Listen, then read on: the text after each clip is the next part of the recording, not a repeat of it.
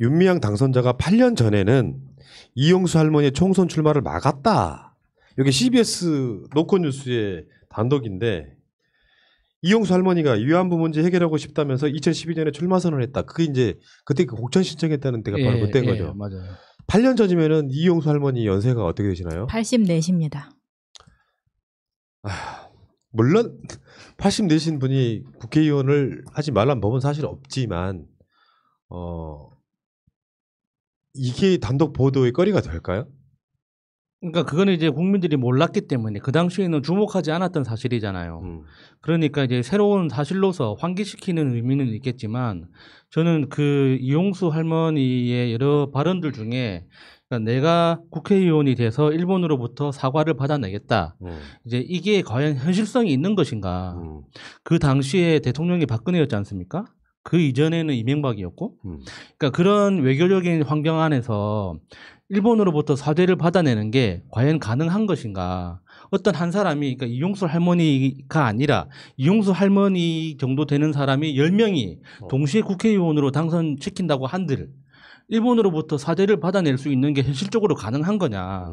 그런 측면에서 봤을 때 저는 윤미향 당선자가 만류했다는 건 굉장히 현실적인 판단이라고 보거든요. 그러니까 여기 이런 거 있어요. 만약에 어떤 중고등학교 관련된 저는 기본적으로 그런 생각 갖고 있긴 해요. 중고등학교 관련된 학교의 어떤 교육 문제를 해결할 때 중고등학생이 국회의원 해야 된다는 논리랑 비슷한 거예요.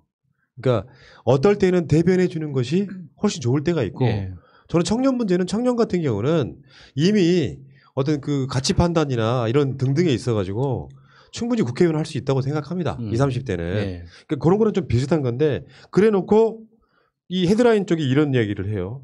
그래 놓고 정작 8년 뒤 본인은 위안부 문제에 앞세워서 정계 진출을 했다. 그러니까 난 이 논리는 물론 84세의 할머니가 정치권 진출을 하지 말란 법은 없지만 이게 피해자인 것과 그 문제를 30년 동안 같이 해온 사회운동가인 것과 어떤 연령대라는 것도 있잖아요. 아마 윤미향 대표가 그때는 40대 정도 됐을 거라고 생각이 들면 근데 효율적인 측면에서는 훨씬 윤미향 그 당시 이 정대협 대표가 훨씬 더 뭐 잘할 가능성이 되게 높다고 생각이 드는데 일단은 근데 이 상황에서 지금 이런 식으로 또 갈라치기를 하고 있는 이거 갈라치기 맞죠. 왜냐하면 할머니가 국회의원에 출마를 한다 하더라도 이 만류가 영향을 끼쳤다고 보기 어렵습니다. 그냥 만류는 만류였을 뿐이에요. 그 만류를 한 데에는 내부적인 이유가 있었겠죠. 왜냐하면 우리보다 윤미향 대표가 할머니에 대해서 다 더 잘 알고 있었고 이것은 추대를 받아서 할머니가 나가는 게 아니라 본인이 신청하는 거였습니다. 먼저 새누리당에 신청을 했고 연락이 없자 민주당 쪽으로 신청을 한 거였고요. 결과적으로 공천을 받지 못해서 출마를 하지 못한 건이에요. 그러면 이 만류가 할머니가 출마를 하는데 얼마나 영향을 끼쳤느냐. 어차피 할머니는 안 됐단 말이에요. 근데 이제 와서 이 탓을 하고 싶은 거죠. 마치 이번 이 사태가 8년 전에 이런 일로 시작된 거다라는 거를 갈라치기 하기 위한 목적이 있는 거예요. 사실관계를 통해서 이제 인과관계를 떠나서 이런 보도들 사람들이 접하게 되면 윤미향이라는 사람이 마치 자기의 이익에 따라서 말을 바꾼다라는 이미지를 심어주거든요. 이거는 그렇죠. 뭐 횡령이 됐건 뭐 회계부정이 됐건 이런 거 저런 걸 떠나서 저 사람 뭔가 있네. 저 사람 뭔가 개인적인 욕심이 있구나. 이런 이미지를 심어주는 그런 행위인데 사실 이렇게 윤미향 당선자께서 그때 이야기했던 거는 정말 84세 할머니의 건강을 걱정했다는 면이 저는 굉장히 크다고 봐요. 그리고 윤미향 당선자가 지금 이번 총선에 나오게 된 것도 처음부터 제 발로 내가 나오겠다 해서 나온 사람이 아니었어요. 그런 부분도 있고 우리나라 이 위안부 일본군 성노예 문제를 해결하는 흐름에 대해서는 2015년과 2015년 이전과 이후를 좀 나눠서 생각할 필요가 있어요.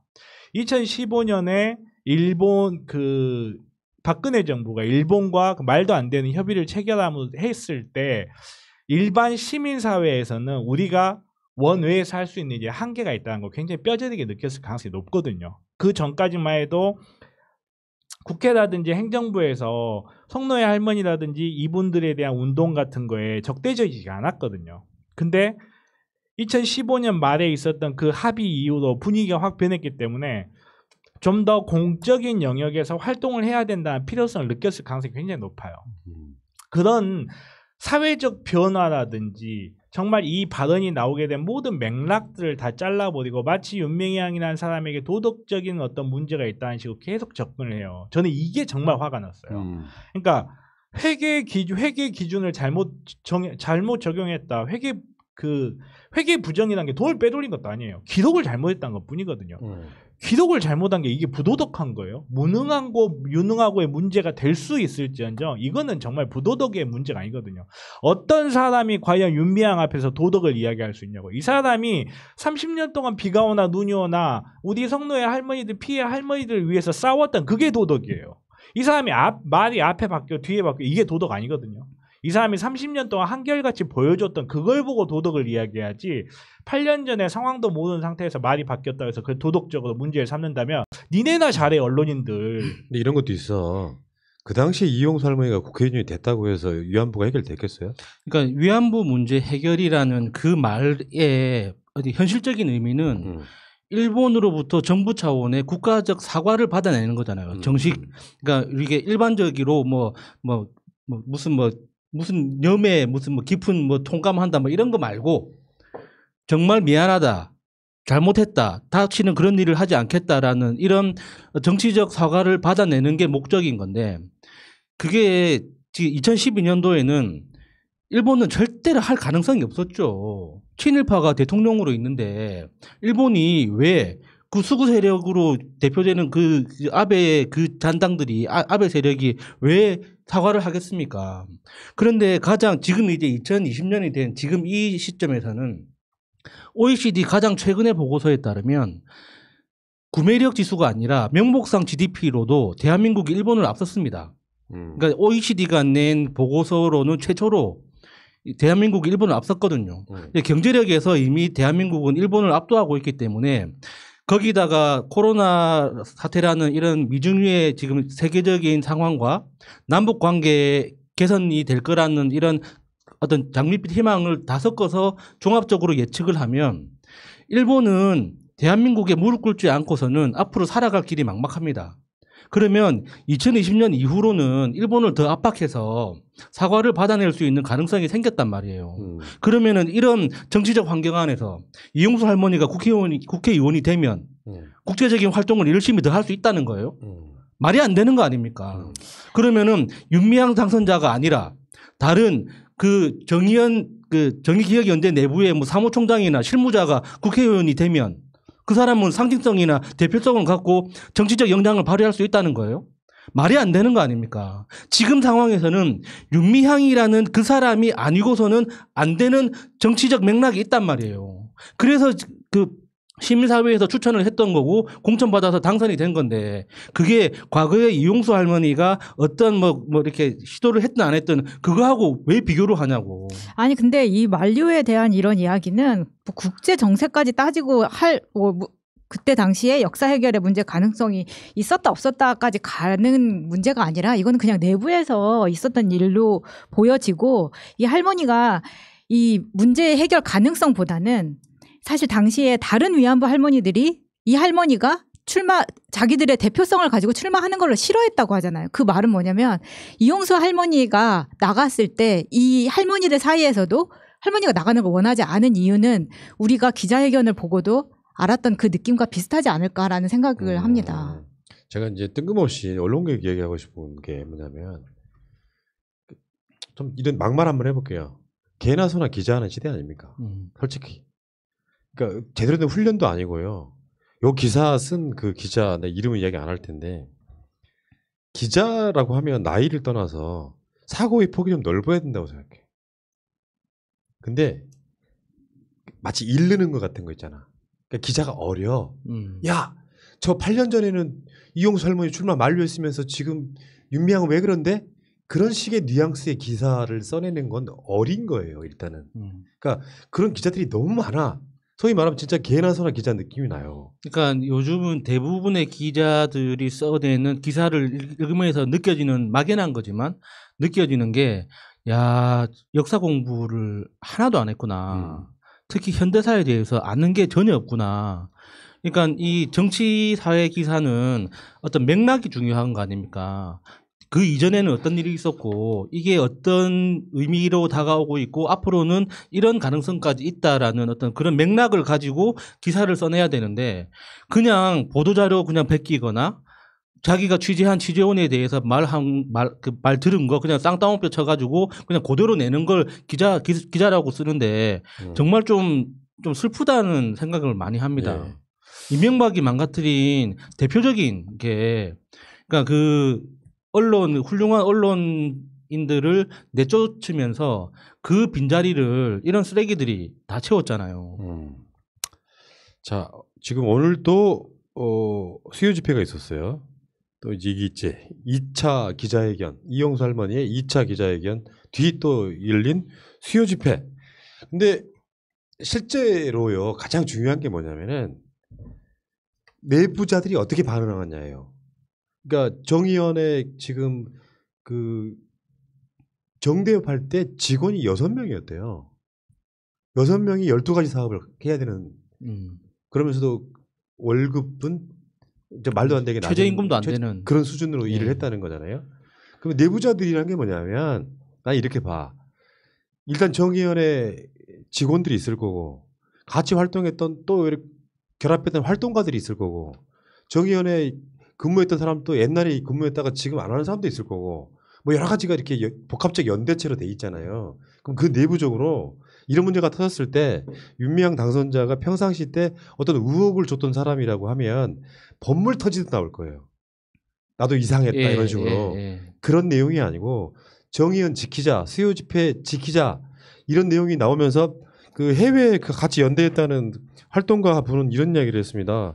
윤미향은 배신자가 아니다. 그러면서 그 구구절절 이야기를 하는데 내부적으로 인정받고 있다는 건 내부적으로 만약에 윤미향이라고 하는 사람이 비리를 저질렀다면요. 이런 사태 때 바로 내부자들이 고발하고 날리면서 끝나버려요. 그렇죠. 양심선언 제일 먼저 하는 사람 나오죠. 기사가 쏟아질 때 이런 이야기들이 있었어요. 해외에서 활동을 할 때도 해외 교민들이 모아놓은 돈으로 체류비를 충당을 했고 도대체 모금한 돈은 어디에 썼는지 모르겠다. 그 기사가 처음 터졌을 때는 사람들이 또 우리 조국 때랑 똑같은 거예요. 했다가 이 반복을 계속하게 되는 겁니다.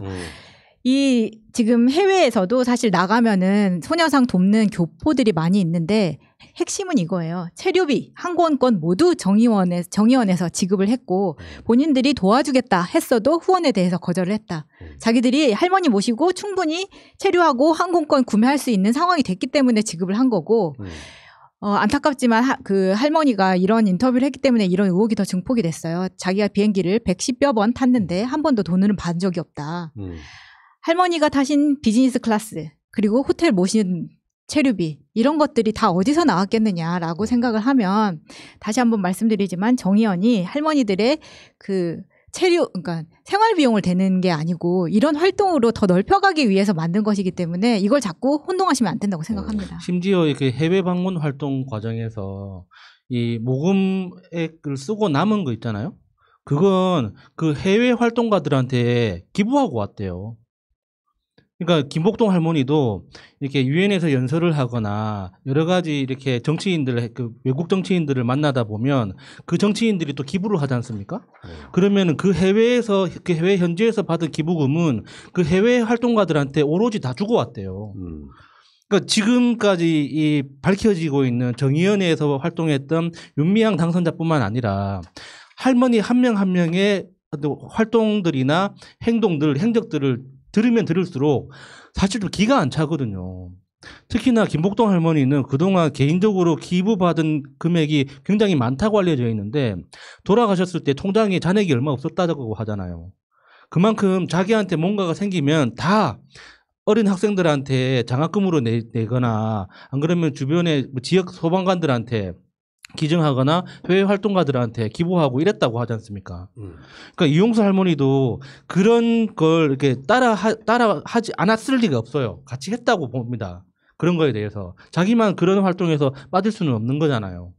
그런데 지금 와서 어떤 맥락에서 누구한테 어떤 정보를 듣고 그게 지금까지 내가 속았구나라고 어떤 깨달았던 그 계기가 있을 텐데 그게 뭔지가 너무 궁금하죠. 그러니까 예를 들면 이런 이야기 있었잖아요. 배가 고파서 뭘 사달라고 그랬는데 윤미향 당선자가 안 사줬다 뭐 이런 식의 그러니까 되게 사소해 보이는 워딩들을 통해 가지고 야 기부는 그렇게 많이 받았으면서 왜 그걸 안 사주지? 이런 기사를 버젓이 써내는 기자라고 불리는 자들이 있잖아요. 나는 이게 가장 큰 문제라고 생각해. 그러니까 인터넷 시대가 되고 스마트폰 시대가 되면서 뭐가 문제냐면 옛날에는 지면의 한계라는 게 있었어. 그때 막 32면 뭐 심한 경우는 40 몇 면씩 내면 그 보도들이 한계가 있잖아요. 내야 되는 한계가 있어. 그날 따라. 근데 지금은 온라인 시대다 보니까 기사인지 쓰레기인지 모르는 건 막 텍스트로 써내봐야 이게 비용이 더 들어가는 것도 아니야. 근데 기자라는 놈들은 그런 워딩 하나를 가져와가지고 확대 재생산시키면서 왜곡하는 게 일상화되어 있는 거예요. 그렇다 보니까 지금 윤미향 당선자의 관련한 보도들을 보면 대개 보면 다 쉴드가 되거나 아니면 진짜 어처구니가 없거나 하는 것들이잖아요. 대표적인 건 난 다시 한 봐도 장례식 때 그 부의금을 개인 계좌로 받았다고 보도한 애들이 정말 쓰레기예요. 왜 그랬는지에 대한 전혀 취재 없는 상태에서 윤미향이 개인적으로 착복했다라고 하는 이미지만 남겼잖아요.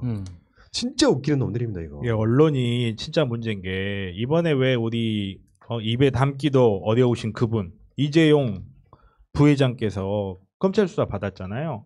이분 어떤 지금 명목이죠? 사기, 자본시장법 위반, 회계부정, 횡령, 뇌물 이 모든 거는 사과 한번 하니까 언론에서 다 사라져요. 언론에 다 사라지고 심지어는 사법부도 형량에서 도움을 주겠대. 그리고 이 삼성 바이오라는 것을 우리가 살리기 위해서 어떤 노력을 해야 될지 막 언론에서 이야기를 하고 왜 이런 회계 부정이 나왔는지를 엄청 열심히 이재용에 대한 쉴드를 쳐줘요. 근데 정의연 같은 단체에서 회계 부정도 아니에요. 회계 규칙 그냥 몇 개, 실무 규칙 몇 개 어긋난 것뿐이에요. 이거에 관해서는 무슨 악마를 대해도 이렇게는 안 대할 것 같아. 이 뭐랄까 이중자 때 정말 제대로 된 나라라면 이렇게 좋은 국가와 사회를 위해서 좋은 영향을 미치는 사회단체의 내부에 에러가 발생을 한 게 외부에 알려지면 우리가 어떻게 지원을 해야 되느냐를 고민하는 게 맞아요. 왜 감사를 제대로 못했고 왜 회계부정이 생겼지? 아 저게 회계사가 없구나. 야 우리가 비용 지원해주자. 저기 사람이 너무 적은데 왜 사람이 적지? 아 월급도 적고 이런 부분. 그 부분을 어떻게 지원을 해줘야 될까 논하는 게 제대로 된 순서고 제대로 된 방향이에요. 근데 이거를 마치 이 5대 동안 운동해왔던 이 단체를 무슨 악의 축이나 되느냐 이렇게 공격을 하는 거 보면서 정말 이렇게 법조인이고 의사고를 떠나서 한 명의 인간으로서 화가 치면 화가. 화병 걸릴 것 같아 씨발. 참어. 그러니까 지금 제가 봤을 땐 그런 걸 알기 때문에 이해찬 대표가 초반에 말씀드린 것처럼 그런 이야기를 한 거라고 봐요. 그러니까 민주당이 이제 민주당 합당됐기 때문에 민주당 당선자인 입장에서 언론에 제기되는 의혹을 다 사실이라고 믿고 그걸 저격하는 내부자들 있죠. 우리랑 완전히 결이 다른 거야. 몇몇 국회의원들이 있습니다. 쉽게 표현하면 뛰어내린 분들이에요. 근데 나는 그분들이 진짜 정치 헛했다라고 생각하는 게 언론이 정말 지랄 여한평을 하는 거를 보면 다시 한번 말씀드릴게요. 마음에 새기세요. 혹시 당선자분들 우리 방송 듣고 계시면 대한민국 언론은 한 번도 공정했던 적이 없어요. 그냥 기득권에 대한 일종의 아부일 뿐이에요. 장사치 지나지 않는다고. 그들의 그 말도 안 되는 의혹 제기를 보면 의혹이 하나일 때는 긴가민가 하다가 서너 개, 5개, 10개 넘어가면 그때부터 흔들리기 시작해가지고 이제 돌변하는 거죠. SNS 등을 통해 가지고. 그러니까 그 시쳇말로 그런 게 있잖아요. 대한민국에서 해먹으려면 크게 해먹어야 된다고. 몇 천만 원 실수하면 깜빵 가지만 몇 조 원대로 해먹으면 다 지켜준다고 하잖아요. 그러니까 대표적인 게 방금 그 정변이 이야기했던 삼성 그 이재용 부회장 같은 케이스인데 그 건강하게 누워 계시는 이건희 의원께서 40억 원으로 10조 원이 넘는 자산을 먹을 수 있는 방법을 마련해 준 거 아닙니까? 세금 한 푼 안 내고. 그러니까 사실 그 40억 그 증여하면서 10매덕 증여세 내고 나머지 그 돈으로 지금 재산을 다 먹은 거죠. 그러니까 그 과정에 대해서는 왜 아무도 문제 삼지 않냐고. 그게 진짜 문제라면 문제인 거지. 그렇죠. 지금 정의연의 노력으로 사실 할머니들이 월 최대 280까지 받고 있는데 이것에 대해서는 어떤 언론에서도 대대적으로 보도를 안 합니다. 왜냐하면 이게 정의연의 성과 중에 하나거든요. 정의연이 출범한 지 거의 한 3년 만에 이런 성과를 이루어낸 건데 이 돈을 받고서도 왜 나는 난방비가 없어서 온수매트를 깔고 산다, 식당에서 밥을 안 사줬다 이런 이야기는 왜 정의연이 합니까? 정의연이 밥 사주고 정의연이 난방비를 대줘야 하는 거냐고요. 그러니까 일단 280 정도의 월 생활비를 만들어줄 수 있는 근간을 마련을 해줬는데 계속해서 정의연을 이런 식으로 공격을 한다면 국민들이 할머니 편을 들어줄 수가 없다는 거예요. 그렇게 되다 보면은 그 틈을 타서 또 일본 놈들이 들어올 거고 이 부분이 가장 안타까워하는 부분입니다. 네. 그러니까 국회의원 자질에 대해서도 그러니까 윤미향 대표에 대해서 뭐 자질이 이런 애 저런 애 이야기하는 사람들도 많은데 미래통합당 보세요. 딱 세 부류가 정치를 하지 않습니까? 개 같은 사람, 개만도 못한 사람, 개보다 더한 사람. 이 세 부류가 정치를 하고 있는데 왜 사람으로 태어나가지고 왜 아무나 할 수 있는 거지. 정신머리만 제대로 박혀 있으면 몸이 섭취 않아도 돼요. 국회의원은 정신머리만 제대로 박혀 있으면 누구든지 할 수 있는 겁니다. 훌륭해. 우리는 어떤 사람일까요? 우리는 사람다운 사람. 그렇지. 그 오죽했으면 노 대통령이 그랬잖아요. 사람으로 태어나서 어떻게 한나라당 그렇죠. 한나라당 하냐 이런 건데. 자, 어쨌건 저는 이렇게 생각해요. 방송으로 늘 말씀드리지만 사람이라는 게 업그레이드가 돼야 되죠. 조국 때 봤잖아요. 조국 때 봤잖아. 대한민국 검찰과 대한민국 언론은 한 번도 공정했던 적이 없다니까. 이런 상황에서 지금 혹시나 윤미향이 뭐가 있는 거 아니야? 할 수 있습니다. 언론은 착한 사람을 악마로 만들 수도 있고 악마를 천사로 만들 수도 있는 아주 기기묘묘한 어떤 마술의 대가들이라고 생각하는데 이제 우리가 판단할 수 있잖아요. 언론에 의지할 필요가 없잖아요. 우리도 언론이잖아요. 저는 그렇게 말씀드리고 싶어요. 자, 그 이야기는 여기까지.